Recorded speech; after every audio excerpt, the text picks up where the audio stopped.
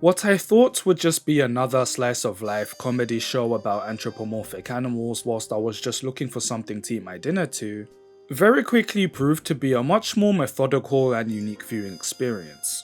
Odd Taxi is deceptive in how it first presents itself. It can be easy to dismiss the first few minutes as well as the first conversation, which just comes across as a boomer's take on the new generation and their smartphones, but towards the end, as the two manage to share a laugh and we get our first semblance of what could be a plot, it doesn't click just yet how many story beats have already been introduced in this short conversation, until revelations are made later.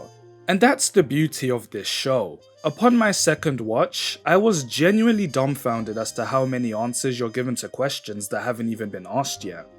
A mystery will be introduced only for me to realize, oh, I was shown that earlier, or a character had already mentioned a clue. Even background elements which seem insignificant play a role. It all just blends together so seamlessly. The dialogue is very reminiscent of Kill Bill, Better Call Saul, The Wire, even BoJack Horseman, which felt a little too easy to make the comparison, but I suppose it can't be helped. So what's Odd Taxi actually about? Spoiler free? Honestly, it's about a lot of things. Almost every film noir trope is here. There's a dame, there's a toots, there's a gangster, there's a dirty cop, there's a ton of money, there's a murder mystery, there's a man with a heart of gold, and they've all got secrets. Where does the taxi driver fit into all this? Believe it or not, that's actually the mystery. Otokawa the Walrus is this grumpy old man that just wants to be left alone, but the city won't allow it.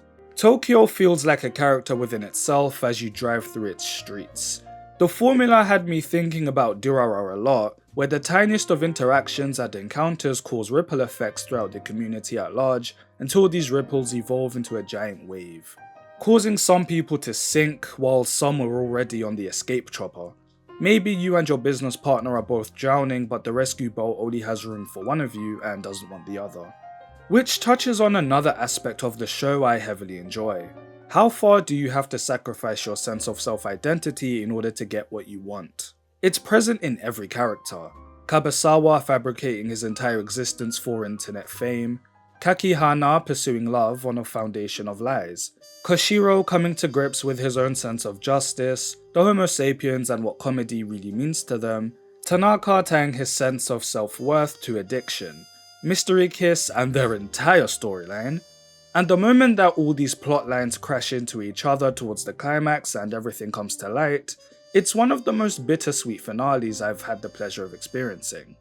I was feeling all warm and fuzzy inside until those final 60 seconds gave me a swift kick in the teeth. A 10 out of 10 must watch.